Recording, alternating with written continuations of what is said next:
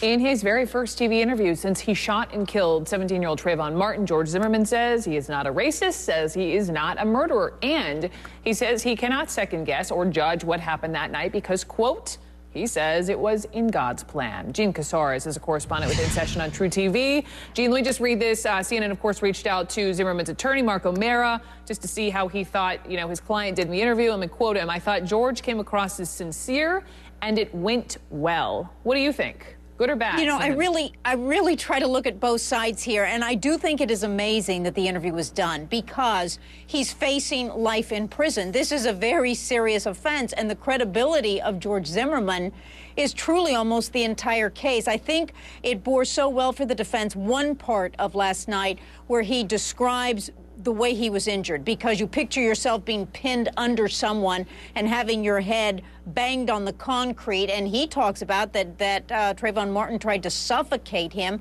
but that is all going to be assessed against the evidence, right? The injuries, the gravity of the injuries, and so there are a lot of questions of fact, but that was probably the strongest point, I think, for George Zimmerman last night.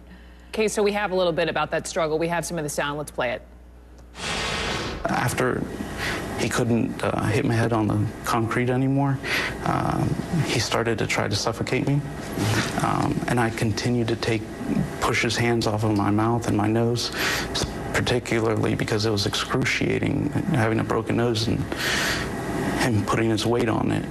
And that's the point in time when he started telling me to shut up, shut up, shut up. Did he say anything? Because you said he was talking a lot about the gun. Did he say he noticed the gun? He said, "You're gonna die tonight," and took one hand off of my mouth, and I felt it going down my chest towards my belt and my holster, and that's when I didn't have any more time. So will that description, because it is contradictory to the 911 call, will that, let me just say, what kind of impact on anyone's opinion of Zimmerman, especially the people who matter most here, the jury pool, how will that impact them? It's a good question. I think a lot of people will find him sympathetic last night. I mean, we're not thinking anymore about the money and the codes that he and his wife had in conversation of what to do with the money that became money that was used in part for his bail.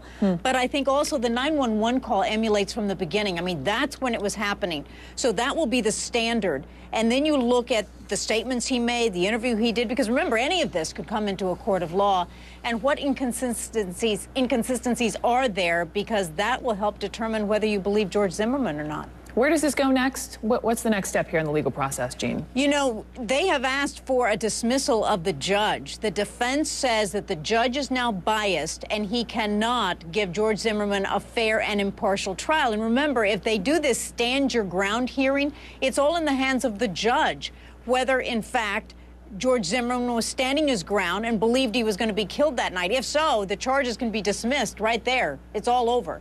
The prosecution is firing back, saying, we want the judge. We want Judge Lester. So I think that'll be interesting to see the outcome of that. So wouldn't this be judge number 3? That initial judge recused herself. So am I correct that this would be the third judge if, in fact, this is, if he goes away?